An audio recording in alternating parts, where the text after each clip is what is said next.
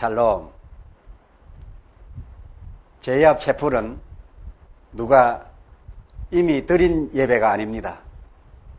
여호와 이래로 귀하께서 비로소 드릴 예배입니다. 따라서 하나님 흠행하실 그 향기와 내리실 복이 온전히 담겨져 있는 예배입니다.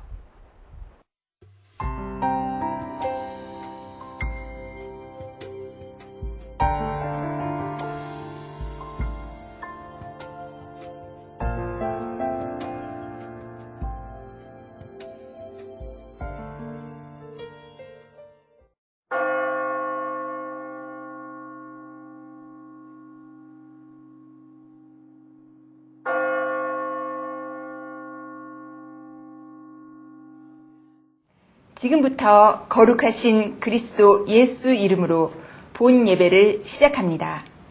다 같이 기원기도 드리겠습니다. 은혜와 자비가 풍성하셔서 우리와 늘 함께 계시는 주님, 찬송과 감사와 영광을 돌립니다. 이 시간 제이아 채플을 통해 예배 드릴 때 성령께서 임재하여 주셔서 은혜가 충만한 시간이 되기를 원합니다. 세상이 우리를 조롱하거나 핍박할지라도 우리에게 주님의 말씀이 계시니 그 말씀 의지하여 주님을 끝까지 섬기며 따르게 하옵소서. 그리스도 예수 이름으로 간절히 기원하옵나이다. 아멘.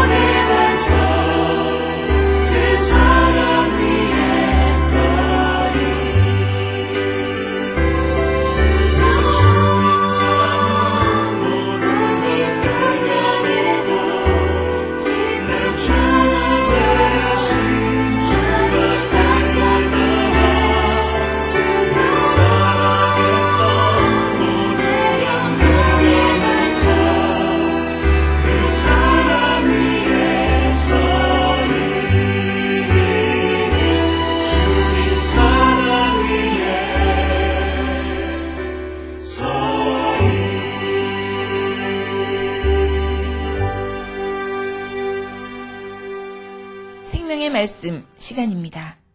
이갈렘 목사님 설교로 들으시겠습니다. 대단히 반갑습니다. 주님의 이름으로 문안합니다. 오늘의 말씀은 누가복음 제8장 1절로서 3절입니다.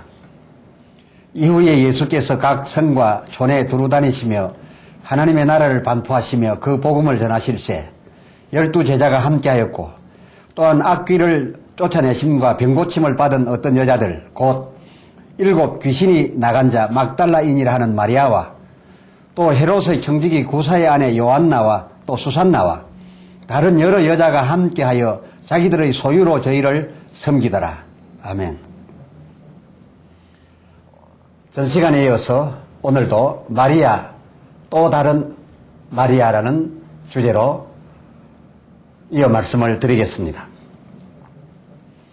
전편 설교에서 소개해 드렸던 바에 의하면 예수님의 모친 마리아도 겨우 또 다른 여자로 소개되었었는데 유명인의 아내도 어머니도 아닌 막달라인 마리아가 어찌하여 대표격 위치에 소개가 되었으며 또한 예수 모친 마리아를 어찌하여 예수도 아닌 그 후에 난 동생들 야고보와 요셉의 어머니로 소개되다가 급기야는 또 다른 여자로 취급하여 소개하게 되었을까? 이에 대한 갈렙의 견해를 오늘 말씀드린다 약속한 것으로 기억합니다. 일반적인 생각대로라면 죽으신 예수를 두고 그 죽으신 자의 관련인으로 소개되었던 여인들이었으니 당연히 왕자의 모친이 대표격 자리에 먼저 소개되어야 하지 않았겠는가. 그런데도 막달라 마리아가 대표격 인물로 각 복음서에 어김없이 소개가 되었다면 이는 상식적으로 세인의 생각으로 생각해 볼 때 이 막달라 마리아 그는 아마 그 죽은 자의 부인이지 않았겠는가 라고 충분히 추측해 볼 수 있을 것입니다. 아니나 다를까 이러한 설이 있습니다. 예수님에게 이 여인은 예수의 아내였을 것이다. 바로 이러한 설이 한동안 우리 주변에 퍼져나갔고 또 이러한 설이 퍼져나갈 때에 주로 기독교계 각 교파에서는 이러한 설이 퍼지게 되면 무슨 큰 일이라도 벌어질 것처럼 생각하고 필요 이상의 반응들을 하고 있었던 것도 우리가 지금 기억하고 있습니다. 그러나 예수에 대한 예언이 요한복음 5장 39절을 보면 구약 모든 말씀이라고 했습니다. 구약에 나타난 모든 말씀과 그 사건들이 예수를 가리키고 있다라고 하는 것을 전제하여 본다면은 하나님께서 호세아로 하여금 음부 곧 음탕한 여자 고멜을 굳이 명하여 아내로 맞아들이라는 이 하나님의 명령과 이 명령에 따라서 호세아는 어쩌지 못하고 그 여자를 마음에 차지 않지만은 이끌고 와서 자식을 낳았고 그리고 그 낳은 자식의 신분을 바꾸어 주었던 일을 더 구체적으로 말씀을 드린다면 호세아서 1장 9절을 보면 아이의 이름을 로함미라 하라 했습니다. 그 뜻은 내 백성이 아니다 이것이었습니다. 그러나 이어 2장 1절을 살펴보면 다시 그 로함미를 암미로 바꾸어라. 그럼 이 암미의 뜻은 무엇이냐? 이는 내 백성이다. 이러한 뜻으로 그의 신분을 바꾸어 주었던 우리는 성경을 찾아 확인해 볼 수가 있습니다. 뿐만 아니라 2장 2절을 살펴보면 그 음탕한 고멜에게서 그 얼굴에서 음행을 제하고 그 유방에서 음탕을 제하여 새 사람으로 바꾸게 한 이런 일들이 하나님의 뜻에 따라 기록되어 있는 것을 볼 수가 있습니다. 호세아는 그렇게 하였습니다. 이러한 것이 다 예수 그리스도의 하실 일을 미리 예언해 주신 것이라고 우리가 전제해서 풀어본다면 예수님의 십자가 위에서 다 이루었다 하심 속에 이 고멜격으로 평가되고 있는 이 막달라인 마리아를 예수님이 자기의 여자로 자기의 아내로 삼았던들 무슨 문제가 있겠습니까? 그러나 그렇게 하였다는 기록은 아직 찾아지지 않았고 그러한 기록은 찾아볼 수가 없습니다. 그저 이 여인에 대한 기록은 이것입니다. 갈릴리에서부터 예루살렘 그리고 이 예루살렘의 그의 십자가까지 마태복음 27장 55절 다만 예수와 그와 함께하는 제자들을 섬겨서 따르던 여러 여자들이 있었는데 그 중에 하나 막달라 마리아였을 뿐임을 성경은 나타내고 있습니다. 그 이하도 그 이상도 아닙니다. 성경을 통해서 확인해 볼 텐데 오늘 본문은 더 구체적입니다. 누가복음 8장 2절 악귀를 쫓아내심과 병고침을 받은 어떤 여자들 그 중에 특히 7 귀신이 들려있다가 나감으로써 자유를 얻은 자 막달라인이라 하는 마리아라고 소개된 바로 이 여자가 전편과 근편 설교의 주제 마리아 또 다른 마리아의 화제의 주인공으로서 예수님의 죽음의 십자가 주변에 섰던 여인들 중에 소개된 주역이라는 바로 이 사실입니다. 본문 바로 앞에 설치되어 있는 누가복음 7장 36절로 38절을 보면 향유 가득한 옥합을 가지고 와서 예수의 뒤로 가서 울면서 눈물로 그 발을 씻기던 여자 바로 그녀가 이 여자 막달라 마리아 같은데 이 여인의 이를 두고 예수님께서 누가복음 7장 47절에 저의 많은 죄가 사하여졌도다 사함을 받은 일이 많은 자는 이렇게 많이 사랑하느니라 이렇게 말씀하신 것을 우리가 확인할 수가 있습니다. 이 같은 대화는 부부 사이에 하는 대화가 아니지 않습니까? 은혜 주신 이와 그리고 그 은혜 받은 자 사이에 오고 간 말씀일 뿐이었습니다. 이 여인들 특히 막달라 사람 마리아 이 막달라 마리아는 누가복음 8장 2절로 3절을 살펴보니 예수님과 그의 제자들의 복음 전파길에 계속하여 따라오면서 저 갈릴리에서부터 예루살렘까지 그리고 이 십자가 현장에까지 따라오면서 자기들의 것으로 정성을 다하여 아끼지 않고 섬겼으며 이렇게 섬겨오는 이 일이 오늘날 예수의 마지막 십자가에까지 이어졌으니 그야말로 이 막달라 마리아는 앞서 소개드린 바 마태복음 27장 55절에 예수를 섬기며 갈릴리에서부터 쫓아온 여자 그 이상도 그 이하도 아닌 것입니다. 다시 말씀드리거니와 이 성경들을 통해서는 막달라 마리아가 예수님의 특별한 여자였다느니 또 예수님의 아내였을 것이라는 이런 설을 뒷받침할 어떤 구절도 현재로 나타나 있지 않습니다. 만약에 그녀가 예수님의 아내였었다면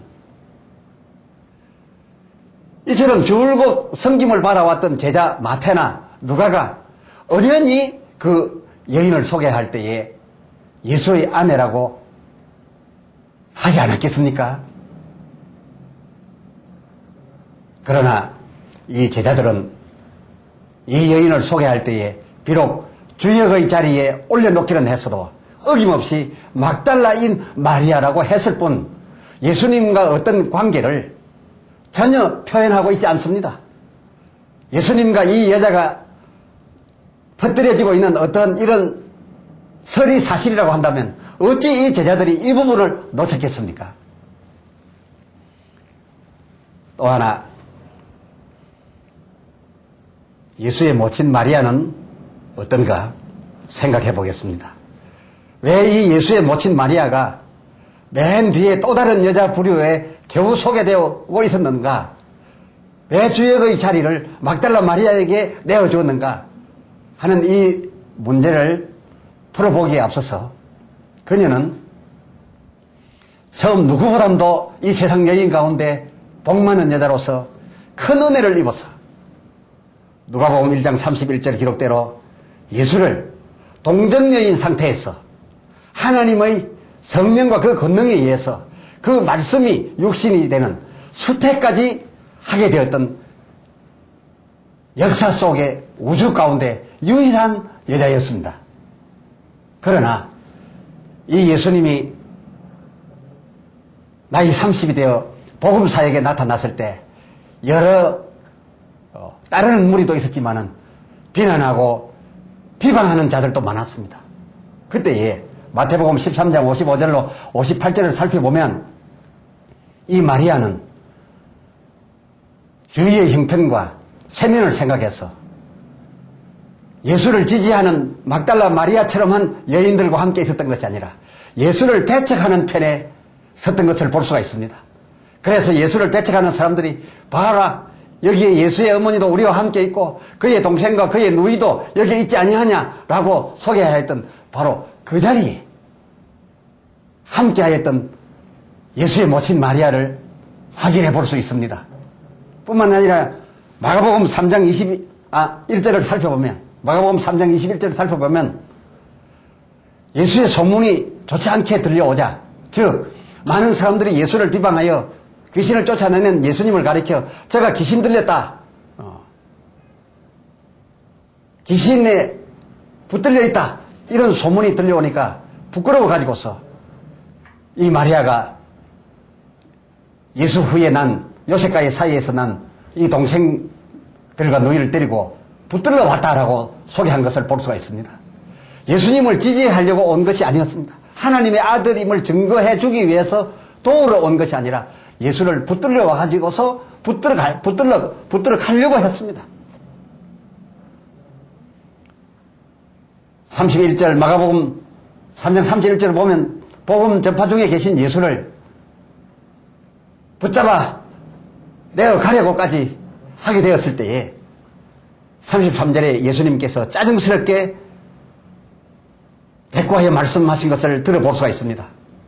누가 내 모친이며 내 동생들이냐? 라고 하시면서 지금 막달라 마리아를 비롯한 다른 여자들 오직 처음부터 끝까지 변함없이 예수님을 지지하며 어려움을 무릅쓰고라도 따르며 그 많은 비방하는 권세자들 사이 복판에 둘러앉아 있는 이 예수 주변에 있는 남아있는 여자들을 둘러보면서 하신 말씀이 마가복음 3장 34절 둘러앉은 사람들을 보시며 35절 이 여인들처럼 즉 내 모친 마리아나 내 후에 난 요셉의 저 아들들 같지 않고 이 여인들처럼 하나님의 뜻대로 하는 자들이 진정 내 모친이요 내 동생일 뿐이다 라고 주께서 외쳐 말씀하신 것을 우리는 지금 듣게 됩니다. 그렇습니다. 예수님께 육신적 관계는 그다지 큰 의미가 있지 않습니다. 사람들은 누가 예수를 낳았느냐, 예수의 형제들이 아니냐, 막 이러한 것을 대단하게 여기려고 하는 경향이 있습니다만은 예수에게는 그것이 큰 의미가 되지 않았습니다. 그러나 사람들은 누가복음 11장 27절로 살펴보면 심지어 예수를 지지하며 따르는 사람들도 말하기를 이 예수를 배고 낳았던 태와 그리고 먹인 젖이 복이 있도다라고 하면서 이 예수님을 수태하고 예수님을 낳고 예수님을 전매가 키운 바 있는 이 예수의 어머니 마리아를 아주 영웅으로 만들려고 칭송을 했습니다. 예수의 모친뿐만 아니라 그 예수의 뒤에 마리아와 요셉 사이에서 태어난 이 가족들마저도 한 집에서 가족으로 있었다 해서 영웅시하려고 했습니다. 뿐만 아니라 예수 따로 동생들 따로 여기려 한 것이 아니라 마치 이 동생들은 예수의 친형제나 되는 것처럼 하면서 이 관계되는 사람들을 높여주려고 하는 영웅을 만들어서 그 만들어진 영웅을 섬기는 것으로 행복해 하려고 하는 이 인생의 모습을 그때나 지금이나 확인해 볼 수가 있습니다. 그러나 예수님께서는 분명하게 28절에 말씀하시기를 누가복음 11장 28절에 아니요 오히려 하나님의 말씀을 듣고 그 말씀을 지키는 자가 진정으로 복이 있는 자일 뿐입니다. 나를 수태하고 나를 낳고 나에게 젖을 먹인 그 여인이라 해서 복이 있는 것이 아니라 하나님의 말씀대로 살고 하나님의 말씀을 목숨 걸고 지키는 자, 그런 자가 복이 있는 자요. 하나님 나라에서는 이렇게 하나님의 말씀을 듣고 믿고 지키는 자를 가리켜 내 모친이라 할 수도 있고 내 형제요 자매라고 할 수 있을 뿐으로서 복 있는 자는 내 육체적인 관계와 어떤 의미가 있는 것이 아니로다라고 주님께서 분명하게 해명한 것을 볼 수가 있습니다. 앞서 말씀드린 반대로 예수님은 홀로 계시지 아니하시고 혹 아내라도 취하였었다면 예수님이 혹 누구를 연인 취급하여 사랑이라도 했다면 무슨 큰 일이 나는 줄 알고 있기도 합니다. 또 그렇게 그것이 큰 일이 되고 그렇게 되면 기독교가 무너질 것처럼 생각하고 예수님에게 여자가 있었다라고 하는 어이없는 추측들을 가지고 설을 퍼뜨리는 이런 경우의 사람들도 있습니다. 그러나 분명한 것은 이렇게 되는 것이 하나님의 나라와 예수 그의 일에 무슨 의미가 있겠습니까? 예수님에게 아내가 있었든 없었든 그리고 그 형제들이 어쨌건 그러한 것은 하나님의 나라에 의미가 부여되지 않는 사실입니다. 사람들은 일부러 이렇게 영웅을 만들어서 그 영웅으로 구원을 받으려 하고 있습니다만은 구원은 예수 곧 하나님의 아들 그 자체에 있을 뿐입니다. 그러나 사람들은 예수를 생각보다 더 영웅 만들려고 합니다. 아내라도 가졌으면 영웅이 되지 않습니까? 혼자라 산 것만이 큰 영웅입니까?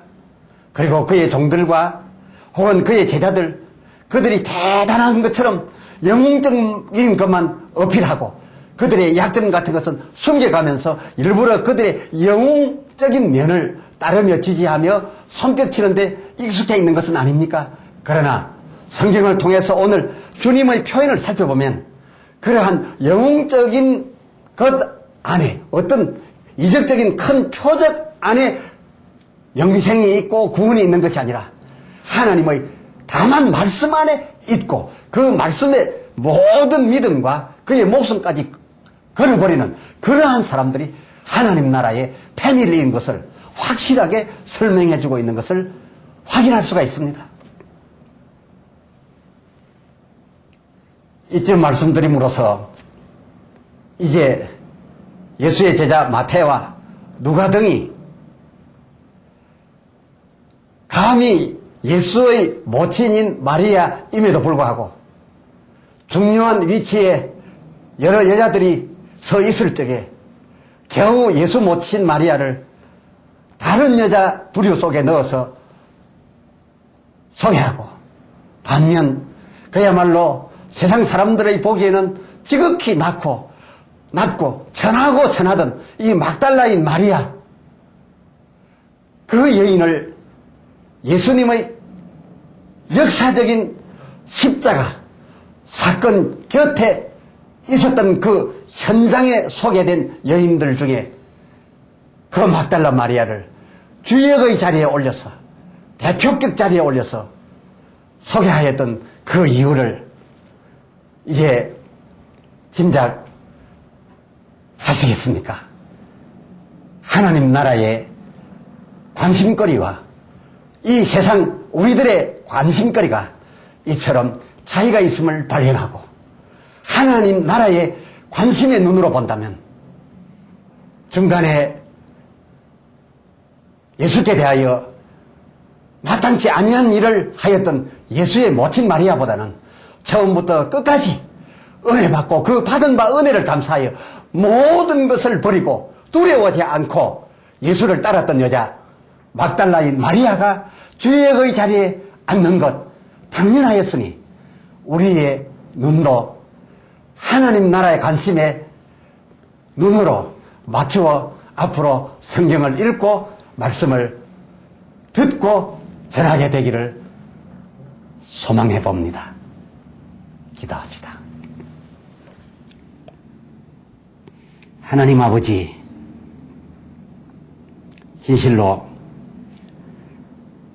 막달라인 마리아가 예수의 모친 마리아보다 이 제자들에 의해서 중요한 현장에서 소개될 때에 주역의 자리에서 주역으로 당당하게 나타났던 그 이유를 이제 확인하게 되었습니다. 하나님의 나라의 관심의 눈은 이 세상 사람들의 영적인 것에, 표적적인 것에 속하여 비중을 두는 것과 같지 아니하고 진실로 말씀의 모든 것을 걸고, 그리고 은혜 받은 자로서 처음부터 끝까지 자기 유익을 취하지 아니하고 자기 목숨도 귀히 여기지 아니하고 은혜 베푸신 주만을 위하여 사는 자, 그가 성경이 보는 바 위대한 자임을 우리가 깨달았사오니, 이제 이후라도 우리 살 때에 하나님 나라에서 보는 바 귀한 자로 여김받을 수 있는 그런 자세로 주 앞에 갈 때까지 살아가게 하여 주시옵소서. 이를 위하여 성령으로 충만하사 우리를 성령이 붙들어 인도하여 주시옵소서. 그리스도 예수 이름으로 간절히 기도드리옵나이다. 아멘. 아멘.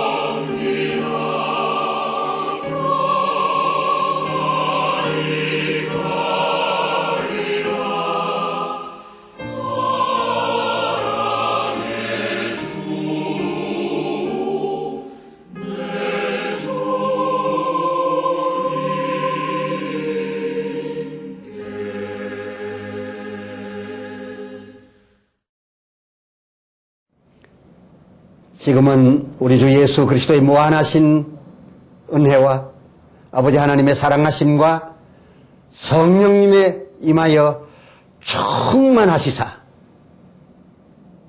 하늘의 뜻 그대로 우리로 하여금 깨닫게 하시며 진정 하늘에서 기뻐하시는 대로 남은 생에 살게 하여 주시는 그 역사심이 이 말씀에 은혜 받고 주 뜻대로 살려고 하는 모든 백성들에게 영원토록 함께 하실지어다. 아멘.